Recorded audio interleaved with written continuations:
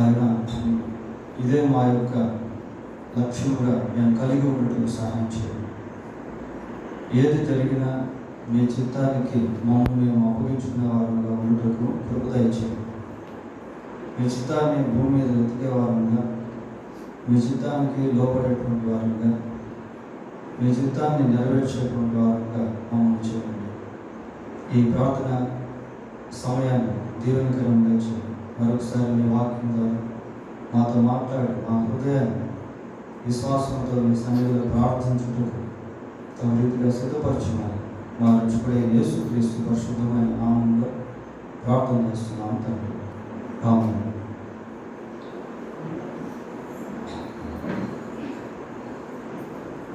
Bible గ్రంథం నుండి 69వ కీర్తన 13వ చదువుకుందాం. 69:13. యెహోవా అనుకూల సమయమున నేను నిన్ను ప్రార్థించుచున్నాను. దేవా, నీ కృపా బాహుళ్యమును బట్టి, నీ రక్షణ సత్యమును బట్టి నాకు ఉత్తరము ఇవ్వు. మనం చదువుకున్నటువంటి ఈ వచనం కూడా ప్రార్థనే. భక్తుడు లేక గ్రంథకర్త దేవునితో మాట్లాడుతూ ఉన్నాడు. చూడండి, దేవునితో మాట్లాడుట అనేటువంటిది ఈ లోకంలో అందరికీ లేదు. నిజంగా దేవుని ఎవరైతే ఎరిగి ఉంటారో వారు మాత్రమే దేవునితో ఎంతో స్వేచ్ఛగా మాట్లాడగలుగుతారు. యెహోవా అనుకూల సమయమున నేను నిన్ను ప్రార్థించుచున్నాను. ఇక్కడ ఒక సమయం గురించి మాట్లాడుతూ ఉన్నాడు. Favourable time, right time. సమయం అనేటువంటిది చాలా ప్రాముఖ్యమైనది. లోకంలో ఒకవేళ మన ఆస్తుల్ని కోల్పోయినా, ధనాన్ని కోల్పోయినా మళ్ళీ వాటిని తిరిగి సంపాదించుకోవచ్చు. కానీ once we lose our time, we can never get it back. ఒకసారి మన సమయాన్ని పోగొట్టుకుంటే మళ్ళీ దాన్ని ఎప్పుడు మనం తిరిగి పొందలేము. అనుకూల సమయం గురించి మాట్లాడుతూ ఉన్నాను. అనుకూల సమయమున నేను నిన్ను ప్రార్థించుచున్నాను అంటున్నాను. ప్రార్థన చేసేటువంటి సమయము ఒక అనుకూలమైన సమయం లేదు. విశ్వాస జీవితంలో కానీ అవిశ్వాస జీవితంలో కానీ ఇద్దరు కూడా మరి భూమి మీద సజీవంగా ఉన్నప్పుడే నిజదేవునికి ప్రార్థన చేయాలి. ఒక అవిశ్వాసి భూమి మీద సజీవంగా ఉన్నప్పుడు ప్రార్థన చేయకపోతే ఆ తర్వాత చనిపోయిన తర్వాత మళ్ళీ ప్రార్థన చేసేదానికి అవకాశం అనేది లేదు. అవకాశం అనేటువంటిది లేదు. ఉదాహరణకి మనం ధనవంతుడు లాజరు గురించి చదువుకుందాం. ఇద్దరు లోకంలో బ్రతికారు, ఇద్దరు కూడా చనిపోయారు. అయితే ధనవంతుడు పాప క్షమాపణ పొందకుండా చనిపోయాడు. లాజరు పాప క్షమాపణ పొంది చనిపోయాడు. చూడండి, ఇద్దరికి కూడా భూమి మీద సమయం అనేటువంటిది ఇవ్వబడింది. వారిద్దరిలో మొదట చనిపోయింది ఎవరు చెప్పండి? ధనవంతుడు చనిపోయాడా, లాజరు చనిపోయాడా? మొదటిగా ఎవరు చనిపోయారు అంటే లాజరు చనిపోయాడు. తర్వాత ధనవంతుడు చనిపోయాడు. అంటే ఒక రకంగా చెప్పాలి అంటే లాజరు కంటే ఎక్కువగానే ధనవంతుడు బ్రతికాడు. కానీ తాను బ్రతికినటువంటి సమయంలో దేవుని సన్నిధిలో ఎక్కడ ప్రార్థన చేసినటువంటి అనుభవం అనేది లేదు. విశ్వాసి అయినా అవిశ్వాసి అయినా ఈ భూమి మీద బ్రతుకున్నటువంటి సమయంలోనే ప్రార్థన చేయగలరు. లూకా సువార్త 18వ అధ్యాయం 13వ వచనం ఒకసారి చదువుదాం. 18వ అధ్యాయం. అయితే సుంకరి దూరముగా నిలుచుండి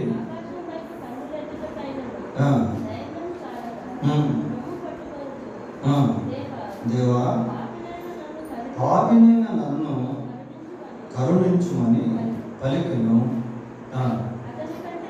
అతని కంటే ఇతడు నీతిమంతుడిగా తీర్చాడు. ఆ ప్రార్థన ఎంతసేపు చేసుకుంటాడు? జస్ట్ మనం చదివాం అంతే. ఆ ప్రార్థన మహా అంటే ఒక 15 సెకండ్లు కూడా లేదు. అయితే చేసిన ఆ చిన్న ప్రార్థనను బట్టి ఆ వ్యక్తిని దేవుడు ఏం చేశాడు? నీతిమంతుడిగా తీర్చాడు. అంటే ప్రార్థన, ఈ భూమి మీద చేసేటువంటి ప్రార్థన ఎంత విలువైనది అనేటువంటిది మనం అక్కడ చూస్తాం. మహా అంటే ఒక 15 సెకండ్లు కూడా లేదు. దేవా పాపినైన నన్ను కరుణించు. చాలా సింపుల్గా ప్రార్థన చేశాడు. అయితే ఎంతో తీవ్రంగా గ్రహింపుతో ఆ వ్యక్తి ప్రార్థన చేశాడు. కాబట్టి వెంటనే దేవుడు జడ్జిమెంట్ ఇచ్చేస్తా ఉన్నాడు. ఆ చిన్న ప్రార్థనకి ఏమని తీర్పు ఇచ్చాడు అంటే, ఇతడు నీతిమంతుడు అని తీర్పు ఇచ్చాడు. కాబట్టి భూమి మీద చేసేటువంటి ప్రార్థన చాలా ప్రాముఖ్యమైనది. శిలువ మీద ఉన్న బందిపోటు దొంగ, యేసు నీవు నీ రాజ్యంతో వచ్చినప్పుడు నన్ను జ్ఞాపకము చేసుకో. మహాన్ 10 సెకండ్లు. ఆ 10 సెకండ్లు చేసినటువంటి ప్రార్థనకు యేసు ప్రభు వెంటనే స్పందించి, నేడు నీవు నాతో కూడా పరదేశంలో ఉండు. కనుక భూమి మీద చేసేటువంటి ప్రార్థన అది కూడా ఎప్పుడు అంటే అనుకూల సమయం. అనుకూల సమయం ఇస్ ఫేవరబుల్ టైం. చనిపోయిన తర్వాత ఇంకా సమయం అనుకూలంగా ఉండదు పిల్లలు. చనిపోయిన తర్వాత ఇంకా సమయం అనుకూలంగా ఉండదు. మారు మనసు పొందకుండానే ఒక వ్యక్తి చనిపోయాడు అనుకోండి, చనిపోయిన వెంటనే విషయం తెలిసిపోద్ది.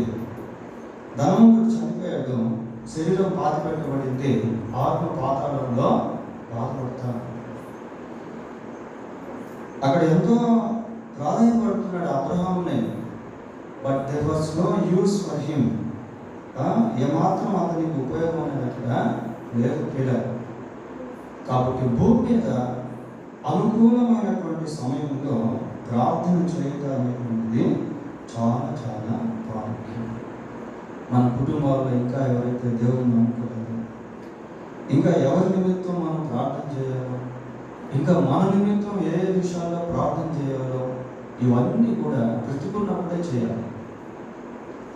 సమయం ఉన్నప్పుడే చేయాలి. అవకాశం ఉన్నప్పుడే చేయాలి పిల్లలు. ఏమంటున్నాడు యెహోవా? అనుకూల సమయమున నేను నిన్ను ప్రార్థించుచున్నాను. నేను నిన్ను అంటున్నాడు. ఈ 2 పదాలు ఎలాంటివి అంటే దేవునితో ఉన్నటువంటి సంబంధాన్ని జ్ఞాపకం చేస్తూ ఉన్నాయి. దేవుడు తనతో మనకు గొప్ప స్వాతంత్రాన్ని ఇచ్చాడు. ఒకప్పుడు దేవునితో మనిషి మాట్లాడేదానికి అవకాశం లేదు. మన ఓల్డ్ టెస్టిమెంట్లో గమనించినప్పుడు యాజకులు మాత్రమే దేవుని సన్నిధికి వెళ్ళేవారు. అయితే దేవుని మహాకృప చేత దేవుడు ప్రతి మనిషికి కూడా తనతో మాట్లాడేదానికి అవకాశాన్ని ఇచ్చాడు. బిలీవర్స్ కానివ్వండి, అన్బిలీవర్స్ కానివ్వండి.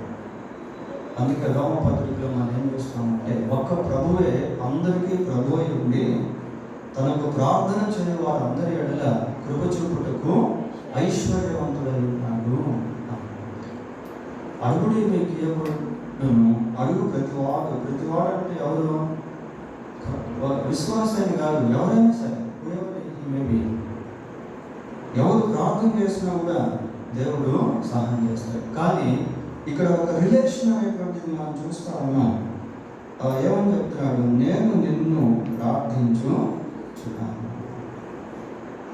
సార్వత్రిక సంఘానికి దేవుడు చాలా గొప్ప ఆధిక్యత అనేటువంటిది ఇచ్చాడు. మనం ఎప్పుడైతే యేసు ప్రభువుని విశ్వాసం ఉంచామో మనకి దేవుణ్ణి తండ్రి అని పిలిచేటువంటి ఆ గొప్ప ఆధిక్యతను ప్రభు మనకు అనుగ్రహించాడు.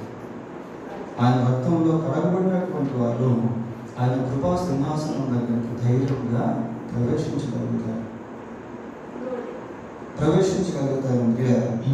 నేను నిన్ను అనేటువంటి ఆ రెండు పదాలు దేవుడితో ఉన్నటువంటి రిలేషన్షిప్ను జ్ఞాపకం చేస్తూ ఉన్నాయి.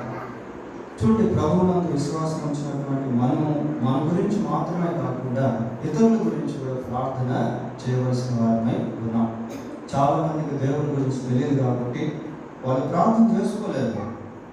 అయితే ప్రభువుని గురించి మనం తెలుసుకున్నాం కనుక కేవలం మన కోసమే కాక ఇతరుల కొరకు కూడా మనం ప్రార్థన చేయాలని పిల్లలు. అటువంటి స్వాతంత్రాన్ని దేవుడు మనకు ఇచ్చాడు. మనం ఇతరుల కోసం ప్రార్థన చేసినప్పుడు దేవుడు వారి జీవితాల్లో కూడా కార్యాన్ని చేయగలుగుతాడు. బికాస్ ఆఫ్ అవర్ ప్రేయర్, మన యొక్క ప్రార్థనను బట్టి, మనల్ని బట్టి దేవుడు ఇతరుల జీవితాల్లో కూడా కార్యం చేయగలుగుతాం. బైబిల్ ఒక మాట మనం చూస్తాం, విశ్వాస సహితమైన ప్రార్థన ఆ రోగిని స్వస్థపరచు, నీతిమంతుని విజ్ఞాపన మనపూర్వకమైనది బహు బలమైనది చూస్తాం. ఇంకా ఇక్కడ ఏమని చదువుతున్నామంటే, దేవా నీ కృపా బాహుళ్యమును బట్టి, నీ రక్షణ సత్యమును బట్టి నాకు ఉత్తరము ఇవ్వు అంటున్నాను. ఈ వచనాలు దేని జ్ఞాపకం చేస్తున్నాయంటే, ప్రభా నీవు నాకు ఉత్తరం ఇచ్చేటువంటి విషయం ఎలాంటిది అంటే, నన్ను బట్టి కాదు, నా విశ్వాసాన్ని బట్టి కాదు, నా త్యాగాన్ని బట్టి కాదు, నా పవిత్రతను బట్టి కాదు, అయితే దేవుని బట్టి అని అంటే నీ కృపాబాహుళ్యమును, నీ రక్షణ సత్యమును బట్టి. ఇంకా అక్కడ ఏమని చెప్తున్నాడు, దేవా అంటున్నాడు. ఈ దేవా అనేటువంటి ఎక్స్ప్రెషన్ కూడా చాలా మంచి ఎక్స్ప్రెషన్ పిల్లలు. దేవుడిని ఆ రీతిగా పిలవడం, ఓ గాడ్, ఓ గాడ్ అంటే హైయెస్ట్ కాదు అంటారు, ఉన్నతమైనటువంటి పిలుపు. 121వ కీర్తన మొదటి 2 వచనాలు ఒకసారి చూద్దాం. 121వ కీర్తన మొదటి 2 వచనాలు. కొండల తట్టు నా కన్నులు ఎత్తుచున్నాను, నాకు సహాయం ఎక్కడి నుండి వచ్చును? యెహోవా వలననే నాకు సహాయము కలుగును. ఆయన భూమి ఆకాశములను సృజించిన వాడు. చూడండి, దేవుని యొక్క అవునత. దేవుడు భూమిని ఆకాశమును సృష్టించాడు కాబట్టి ఆయనే నా సహాయం, ఆయన నుండే నాకు సహాయం కలుగుతుంది అని యాత్రికుడు కీర్తనలో రాస్తారు. కొండలు తట్టి నా కన్నులు ఎత్తుచున్నాను, నాకు సహాయం ఎక్కడి నుండి వచ్చాను. దేవుడే సహాయకుడు. ఆపత్కాలంలో ఆయన నమ్ముకొనదగిన సహాయం. ఏ విధంగా సహాయం చేస్తాడో మనకు తెలియదు. యెహోవా వలననే నాకు సహాయము అంటే సంపూర్తిగా దేవుడి పైన ఆధారపడతాం, దేవుడిని ఆనుకోవాలి, దేవుడిని వేడుకోవాలి. ఇక్కడ ఈ కీర్తనకారుడు ఏమన్నాడు, దేవా నీ కృపా బాహుళ్యమును బట్టి, నీ రక్షణ సత్యమును బట్టి నాకు ఉత్తరము అంటే దేవుని వైపు నుండి తనకు సహాయం రావాలని కోరుకుంటా ఉంది. ప్రభా నన్ను బట్టి నాకు సహాయం కాదు, కానీ నిన్ను బట్టి నాకు సహాయం చేయదు, నీ కృపను బట్టి నాకు సహాయం చేయదు, నీ దయను బట్టి నాకు సహాయం చేయదు, నీ సత్యాన్ని బట్టి నాకు సహాయం చేయదు.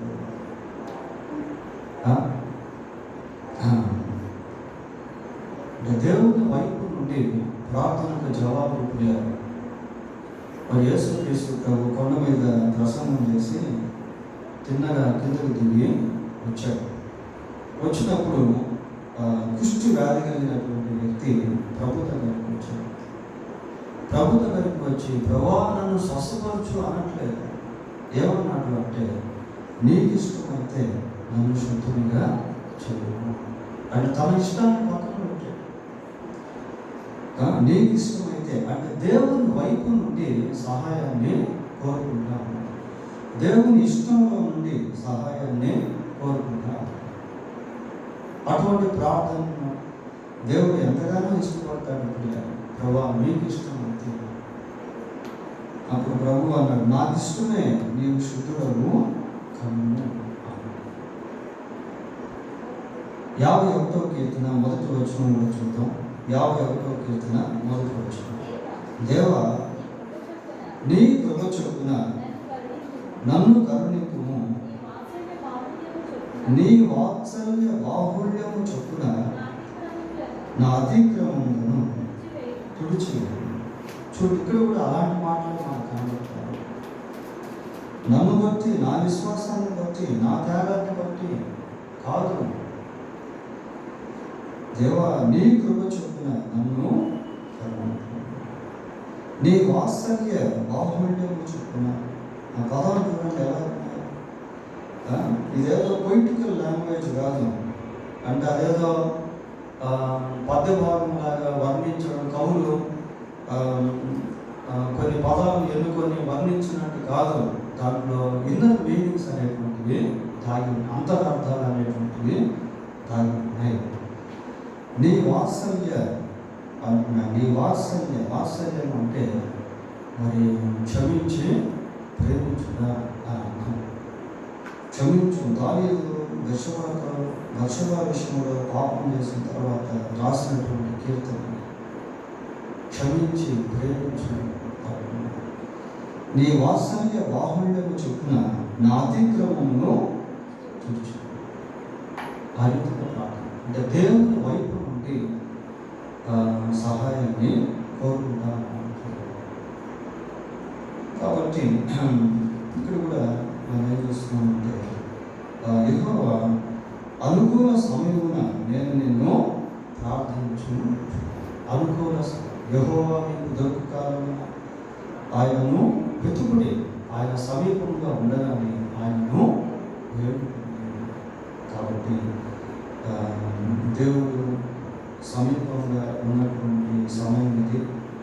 దేవుడు మనకు దొరికేటువంటి సమయం కనుక మన గురించి ప్రార్థన చేసుకోవాలి. అవసరంగా ఉన్నటువంటి వారితో కూడా ప్రార్థన చేయాలి. దేవుడు ప్రతి మాటను దీవించుగాక. చిన్న ప్రార్థన చేసుకొని కొన్ని ప్రార్థన విషయాలు చెప్తాం. దాని ప్రకారం ప్రార్థన చేద్దాం. ప్రభువా, మీకు వందనాలు, స్తోత్రాలు. మమ్మల్ని బట్టి కాక మిమ్మల్ని బట్టి మా జీవితాల్లో మీరు కార్యం జరిగించమని ప్రార్థిస్తున్నాము. మీ కృపను బట్టి, మీ వాత్సల్యతను బట్టి, మీ ప్రేమను బట్టి, ప్రభా మీ యొక్క శిలువ కార్యమును బట్టి ప్రభా మా జీవితాల్లో మీ కార్యం జరిగించండి. అనుకూల సమయంలో మేము మా గురించి, మా కుటుంబాల గురించి, ఇంకా ఎవరి గురించి, దేని గురించి ప్రార్థించాలో ఈ భూమి మీద సజీవంగా ఉన్నప్పుడే, సమయం ఉన్నప్పుడే ఆయన ఆ రీతిగా ప్రార్థించుటకు, ఆ సమయంలో ప్రార్థించుటకు మీరే కనికరించి సాధించి మా ఇంట్లోనే ప్రార్థన సమయాన్ని కూడా మాకు దీవెనకరంగా చేయండి. మా రక్షకుడైన యేసుక్రీస్తు పరిశుద్ధమైన నామములో ప్రార్థన చేస్తున్నాము. ఆమేన్.